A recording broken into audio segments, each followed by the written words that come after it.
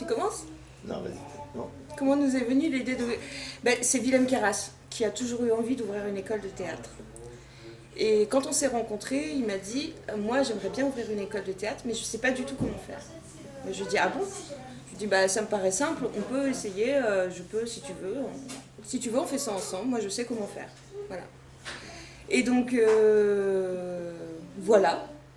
C'est aussi simple que ça. C'était il y a à peu près 8 ans. Déjà, le théâtre, c'est mon métier, depuis toujours, enfin depuis très longtemps.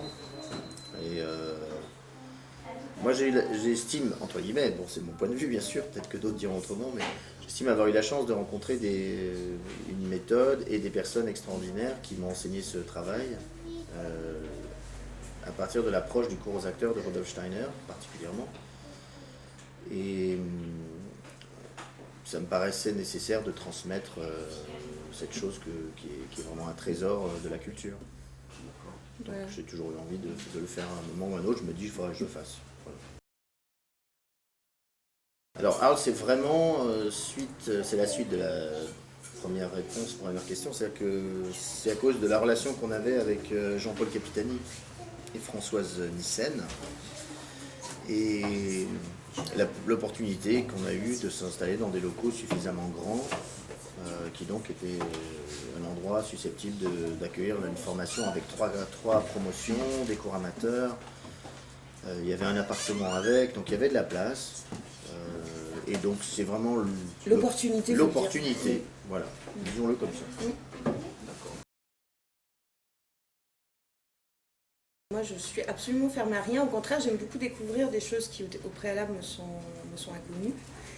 Et je pense effectivement qu'on peut trouver du bon dans tout style, dans tout type de pratique artistique, mais effectivement, il faut que ce soit abouti. Qu'il y ait un vrai travail, une véritable recherche, et que ce ne soit pas purement conceptuel, ou purement qu'il y ait aussi un ressenti à l'intérieur, je veux dire même une part spirituelle, une part invisible qui nous transporte, et pas simplement une idée. Parce que il me semble que quand même l'art est tombé quand même dans une ornière depuis le début du XXe siècle, l'ornière de l'art conceptuel, et on a du mal à s'en sortir, on tourne en rond à travers ça. Et moi j'ai besoin de sentir que l'art, que ce qu'on me propose, la matière artistique qu'on me propose est imprégnée d'imagination, comme si elle était transcendée d'imagination comme ça. Et donc voilà, après tout est bon à prendre, et moi j'aime effectivement autant la musique classique, la musique contemporaine, des choses, même des fois de l'électro, il n'y a pas de barrière en fait. Tout est bon à prendre du moment où c'est bien fait. À chaque fois c'est comme une nouvelle vision du monde qu'on nous donne, mais avec un point de vue différent.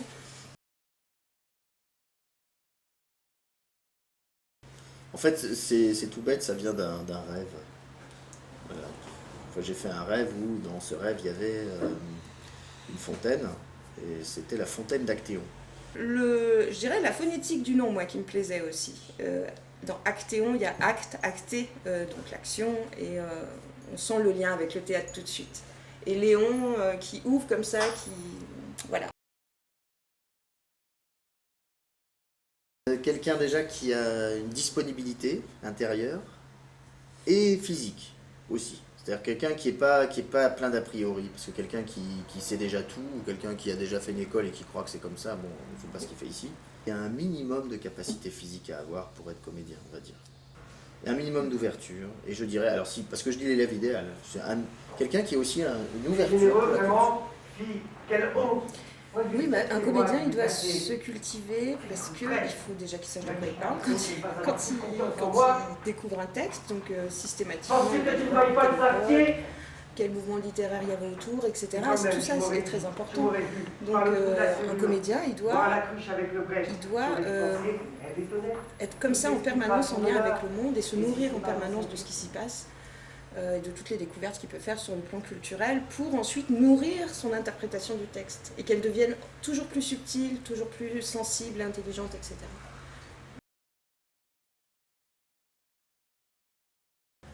Bon, moi je vais quand même dire un truc, c'est de sa faute, parce que c'est Marie qui a eu l'idée d'acheter une péniche. Mais c'est vrai qu'au début, le projet, c'était effectivement d'amarrer la péniche à Arles pour pallier à nos problèmes de locaux qui étaient déjà trop exigus. Alors qu'on a acheté ici il y a 2 ans, bon, on le savait très bien, mais les locaux sont déjà trop petits pour accueillir nos activités. Donc il fallait qu'on trouve une solution d'extension des locaux. Moi au début je me suis dit la péniche, ce qui est bien c'est que le Rhône est juste à côté, on peut garder les locaux, amarrer la péniche à côté et voilà, on aura des espaces en plus qui seront sur le Rhône. Mais voilà, c'est pas si simple d'avoir les autorisations pour amarrer un bateau. Donc voilà, et on a démarché les communes en allant en direction d'Avignon, puisqu'Avignon c'est la capitale internationale du théâtre, on s'est dit autant se rapprocher d'elle. Et donc on a eu cette chance avec la mairie de Villeneuve, donc on est ravis en même temps, même si on est un peu triste aussi de quitter Arles, qui est en plein développement par ailleurs. Bah oui. Certainement, la plupart. Bon après, on sait pas très loin, hein. En train c'est 17 minutes, donc s'il y en a qui veulent continuer à habiter sur Arles parce qu'ils sont attachés à la ville, je pense que ça leur posera pas de problème de venir tous les jours à Villeneuve, d'autant que les cours sont regroupés sur 3 jours par semaine. Donc c'est quand même, c'est pas grand chose. Donc voilà. Mais la plupart vont probablement, surtout les nouveaux élèves, ils vont s'installer à Avignon, ça c'est sûr. Après on a un élève qui a, avec ses frères et sa famille, ils ont acheté un petit immeuble sur Avignon où il y aura des logements, donc il y a déjà 6 logements prévus pour des étudiants de l'école qui seront donc là-bas. Il y a déjà des projets immobiliers qui sont en cours et des jeunes qui ont déjà trouvé des appartements. Enfin bon, Ouais, non, non, mais tout le monde est en train de s'organiser. En 2017, quand on fera notre premier festival, il y aura des créneaux réservés sur la péniche pour nos élèves, nos anciens élèves, pour qu'ils puissent montrer leur travail au public du festival. Voilà. Donc ça, ce sera pour 2017. Mais cette année, non. Par contre, on va faire quelques annonces, notamment les apéros d'Émile Lanzmann. C'est les éditions Émile Lanzmann qui organisent ça au Théâtre des Dons. Il va y avoir notamment une intervention où on va présenter le projet, etc. Mais c'est surtout la communication. Ne devais-tu pas m'empêcher de naître, car, pour justifier ta rigueur, tu n'as rien d'autre à me reprocher. Est-ce que le reste des êtres animés n'ont pas eu naissance ainsi que moi? Un bon sentiment, moi je trouve. Ah oui, à Arles, je trouve qu'on a trouvé un socle intéressant pour épanouir notre activité. On a eu, de la part des habitants, un bon accueil, je dirais. Nos cours ont bien pris, enfin, toute notre activité a bien pris ici. Et après, on n'est pas sentimental par contre par rapport à ça, parce que, étant donné qu'il y a beaucoup de partenaires, notamment le musée départemental de l'art antique, le conservatoire de musique, ça c'est vraiment des partenaires qu'on était ravis d'avoir sur Arles. Les éditions Actes Sud au début qui nous ont beaucoup soutenus, etc. etc. Loalis, la costumière qui est au Ton d'Or, là, dans la petite boutique créatrice de mode, qui nous prête des costumes aussi pour les spectacles. Harmonia Mundi, oui, on a développé des super partenariats.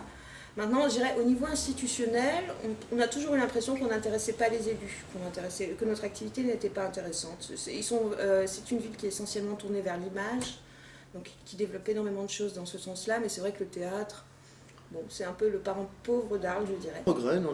Ce serait un regret si c'était quelque chose qui s'échouait, mais enfin, normalement, c'est une métamorphose vers on va vers quelque chose d'encore mieux. Pas... On peut être que ravis d'avoir cette belle péniche, où on aura 3 belles salles de spectacle, un endroit où on pourra faire aussi des événements festifs, des concerts, des soirées festives. Avec une belle terrasse qui donnera sur le Rhône, enfin bon, on sera pas mal, non? Non, il y a pire. Il y a pire, voilà, c'est ça, non, on part sans regret, même si... Bon, on est bien désolé que la mairie d'Arles n'ait pas accepté notre projet, mais finalement on se dit c'est pour presque du mieux. Voilà.